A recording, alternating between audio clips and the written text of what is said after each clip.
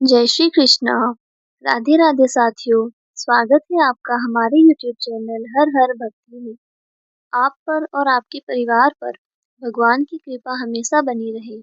आज हम सुनेंगे श्रीमद् भागवत गीता का चौथा अध्याय। तो आइए सुनते हैं भागवत गीता का चौथा अध्याय। हे अर्जुन, संसार में हे योग सदा प्रधान। योग नष्ट जब होत है, प्रकटत तब भगवान। योग मुझे प्यारा अधिक, योगी मेरा मीत। जिसको सुख दुख सम सदा, तुल्य गाम व शीत। कुंती सुत योगी बनो, तब होगा निस्तार। सबसे प्रिय योगी मुझे, और योग से प्यार। मुक्त होत योगी सदा, जिसे न फल की आस। उस योगी के टूटते हे पांडव सभी पास। चौथा अध्याय। श्री कृष्ण भगवान बोले, इस अविनाशी कर्म योग को मैंने सूर्य से कहा, सूर्य ने मनु से कहा, और मनु ने राजा इक्ष्वाकु से कहा।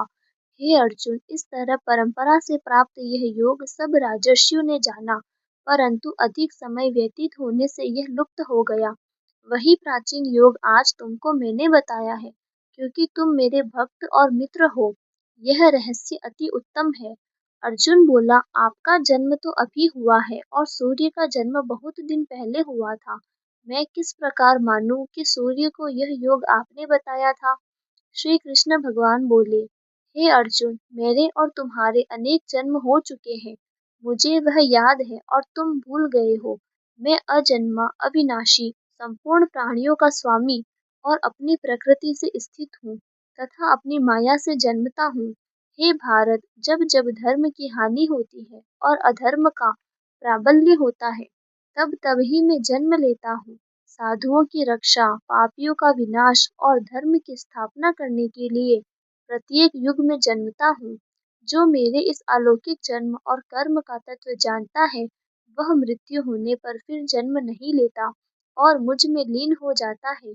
इस तरह मोह, भय और क्रोध को त्याग कर मुझ में भक्ति, कर्म और मेरी शरणागति हो, बहुत से मनुष्य ज्ञान रूपी तप से पवित्र होकर मुझ में मिल गए हैं।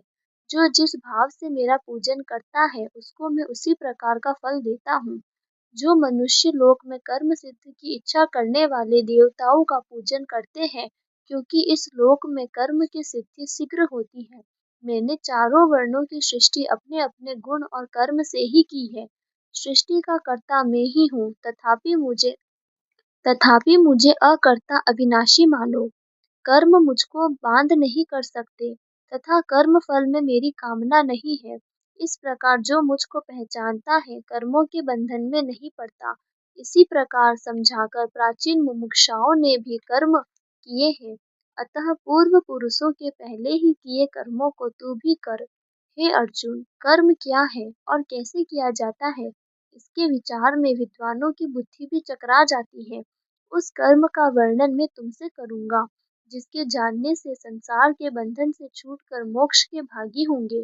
कर्म, विकर्म और अकर्म तीनों को जानना आवश्यक है, क्योंकि कर्म की गति अति गंभीर है। जो कर्म में अकर्म देखता है, वही पुरुष बुद्धिमान है, वही योगी और समस्त कार्यों का करने वाला है। हे अर्जुन, जो कर्म करने में कोई कामना नहीं रखता है और जिसके समस्त कर्म ज्ञान रूपी अग्नि से भस्म निर्मल हो गए हैं, उसको ही पंडित कहते हैं।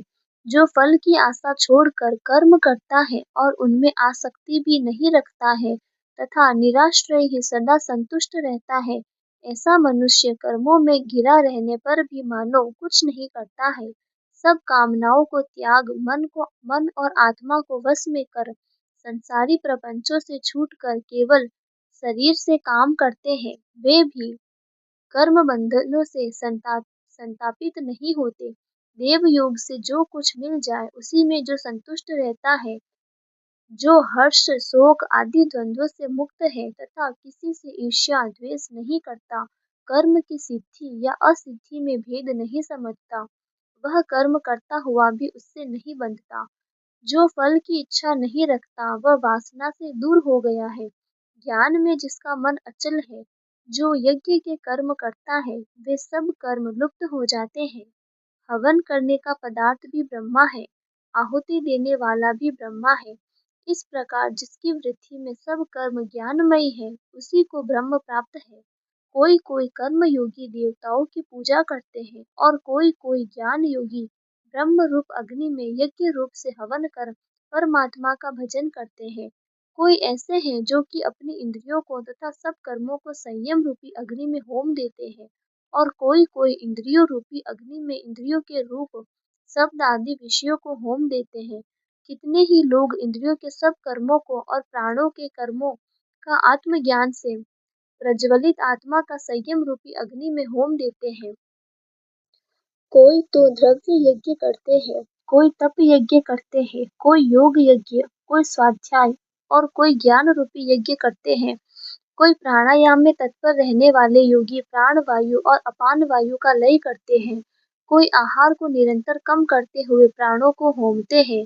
वे सब यज्ञ वेता है और यज्ञ से ही उनके सब पाप नाश हो जाते हैं। जो यज्ञ में बचे हुए अमृत रूप अन्न को खाते हैं, वे सनातन ब्रह्म को प्राप्त होते हैं। हे अर्जुन, जो यज्ञ नहीं करते, उनको लोक परलोक दोनों ही नहीं मिलते हैं। हे पार्थ, फल सहित सब कर्म ज्ञान में ही समाप्त हो जाते हैं। उसी ज्ञान यज्ञ के तत्वदर्शी और ज्ञानी लोग तुमको उपदेश करेंगे। इसलिए तुम उनकी सेवा करना और विनय पूर्वक प्रश्न करके ज्ञान यज्ञ जानना। इस ज्ञान का लाभ प्राप्त करके तुमको ऐसा मोह फिर नहीं होगा। इसी ज्ञान से समस्त प्राणियों को तुम अपने में और मुझ में भी देखोगे। यदि सब प्राणियों से भी अधिक पाप करने वाले हो तो भी ज्ञान रूपी नौका से ही सब पाप रूपी समुद्र को पार कर जाओगे। हे अर्जुन, जिस प्रकार प्रज्वलित अग्नि लकड़ी को जलाकर भस्म कर देती है, वैसे ही ज्ञान रूपी अग्नि सब कर्मों को भस्म कर डालती है। इस लोक में ज्ञान के समान पवित्र और कुछ भी नहीं है। यह ब्रह्म बहुत काल पर्यंत कर्म योग से सिद्ध हुए मनुष्यों को स्वयं ही प्राप्त होता है। जो श्रद्धावान मनुष्य इंद्रियों को जीत कर ब्रह्म ज्ञान में लगा रहता है, वह ज्ञान को पाकर अल्प समय में शांति को पा जाता है। अज्ञानी, श्रद्धा रहित और जिनके मन में संदेह है, ऐसे जो पुरुष हैं, वह नरक को जाते हैं। जिनके मन में सदा संदेह रहता है, उनको यह लोक परलोक और सुख कुछ भी प्राप्त नहीं होता।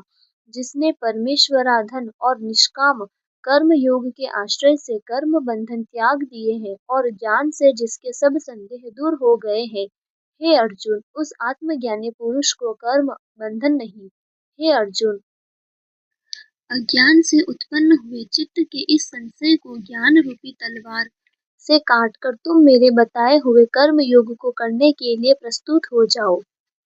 तो साथियों, ये था भागवत गीता का चौथा अध्याय। आपको ये वीडियो कैसा लगा कमेंट करके ज़रूर बताइएगा और हमारे इस यूट्यूब चैनल हर हर भक्ति को सब्सक्राइब जरूर कीजिएगा ताकि आपको ऐसे ही पौराणिक और रोचक वीडियोस सुनने को मिल सके। धन्यवाद।